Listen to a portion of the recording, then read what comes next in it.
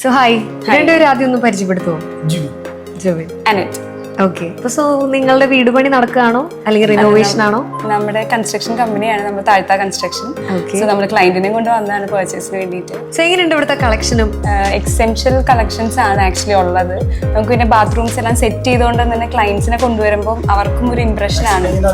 കാരണം കണ്ട് തന്നെ അവർക്ക് മനസ്സിലാക്കാം. സാധാരണ ഒരു ടൈല് നമ്മൾ സെലക്ഷൻ കഴിഞ്ഞ് ഒരു ടൈല് കണ്ടാൽ ഫുൾ ഹൈറ്റ് വെക്കുമ്പോൾ എങ്ങനെ ഇരിക്കും നമുക്ക് ഇമാജിൻ ചെയ്യാൻ ചിലപ്പോൾ എല്ലാവരെ കൊണ്ടും പറ്റത്തില്ല.